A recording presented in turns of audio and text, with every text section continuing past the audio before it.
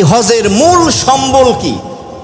আমরা তো মনে করি হজের মূল সম্বল হলো আমার সম্পদ, টাকা পয়সা, আমি অনেক সম্পদের মালিক, কিসের টেনশন?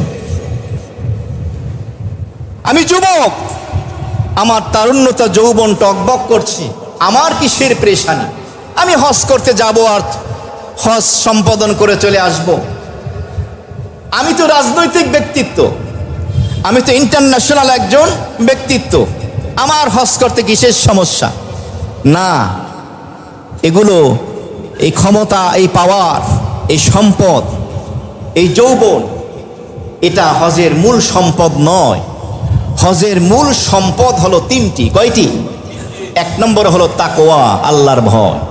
একটু ব্যাখ্যা করছি, সময় স্বল্পতার কারণে সংক্ষেপে বলছি। তাকওয়া, আল্লাহর ভয়।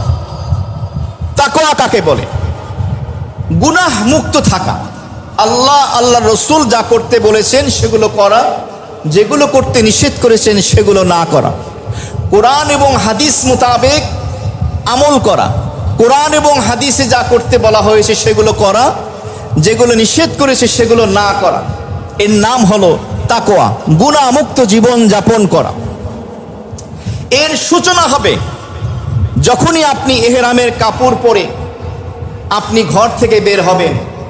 বের হওয়ার পর থেকেই আপনার হজের যে মূল সম্পদ তাকওয়া, আল্লাহর ভয়, হৃদয়ে ধারণ করতে হবে, গুনাহমুক্ত থাকতে হবে।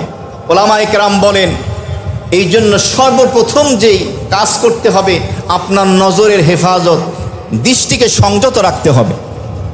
দেহের প্রতিটি অঙ্গ প্রত্যঙ্গকে গুনাহ মুক্ত রাখতে হবে, হাত, পা, কর্ণচক্ষু, এমনকি অন্তরকেও গুনাহ মুক্ত রাখা, অন্তর দ্বারাও গুনাহের কোনো খেয়াল না করা।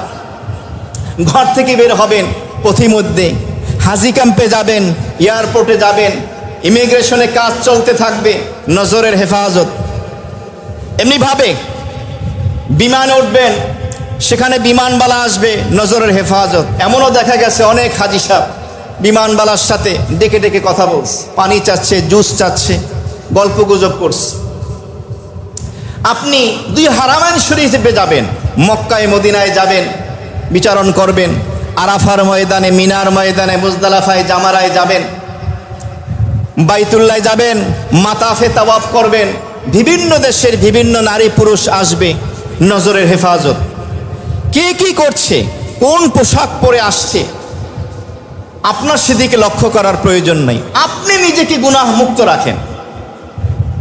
এমনিভাবে মোবাইল ফোনে সেলফি তোলা থেকে বিরত থাকা, ভিডিও ফটো তোলা থেকে হজের সফরে বিরত থাকা। হজ কিন্তু বরবাদ হয়ে যাবে। বিমানবন্দরে গিয়েই সেলফি, বিমানে উঠেই সেলফি, হজে যাচ্ছি দোয়া চাই। কার কাছে দোয়া চাচ্ছেন? নিজেকে গোপন রাখেন। তো তাওয়াফ করতে করতে সেলফি স্ট্যান্ড দিয়ে ভিডিও করতেছে, সাফা মারওয়ায় সাই করতেছে, সেলফি স্ট্যান্ড দিয়ে ভিডিও করতেছে, সাই করতেছে। তুমি কোন বিবেক নিয়ে হজে রওনা দিয়েছো? তো এক নম্বর হলো তাকওয়া, গুনাহ মুক্ত থাকা। হজের সফরে এক নম্বর সম্পদ হাজি সাহেবের। হাজি সাহেবের দ্বিতীয় সম্পদ হলো তাওয়াক্কুল, আল্লাহর উপরে নির্ভরশীল হওয়া। সম্পদের উপরে নয়, তারুণ্যের উপরে, যৌবনের উপরে নয়, ক্ষমতার উপরে নয়।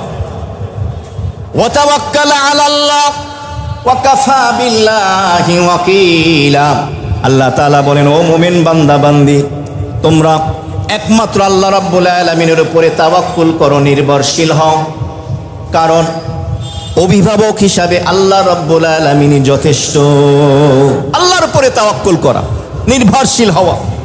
এমনও দেখা গেছে অনেক সম্পদ নিয়ে হজের সফরে গিয়েছে, তার লাগেজ চুরি হয়ে গেছে, টাকা হারিয়ে ফেলেছে, নিঃস্ব হয়ে বসে আছে, পেরেশানি আর পেরেশানি।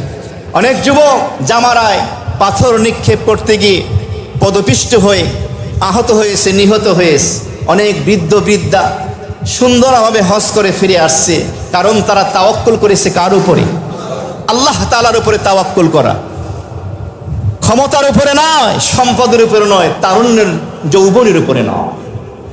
হাজি সাহেবের হজের 3 নম্বর মূল সম্পদ হলো আসবর, ধৈর্য, সহনশীলতা।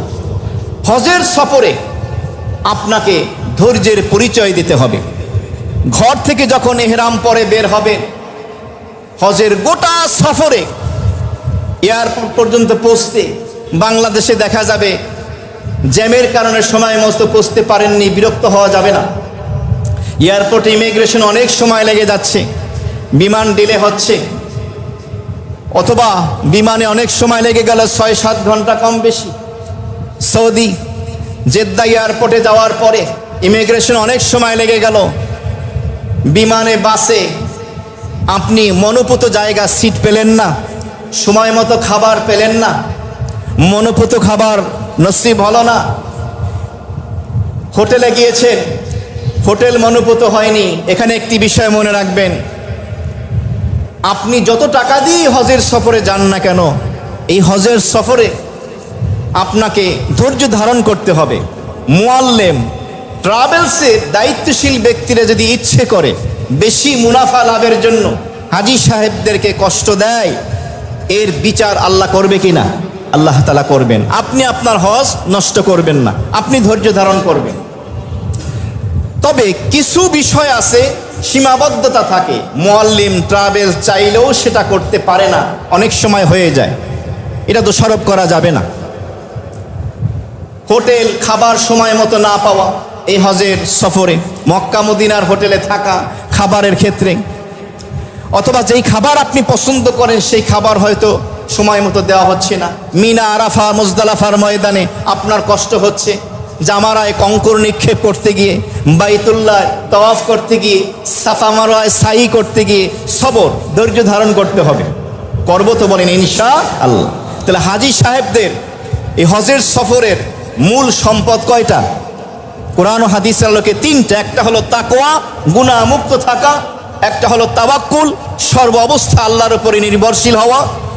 3 নম্বর হলো সবর, ধৈর্য ধারণ করা। আল্লাহ সকল হাজীকে নসিব করে, বলি আমিন।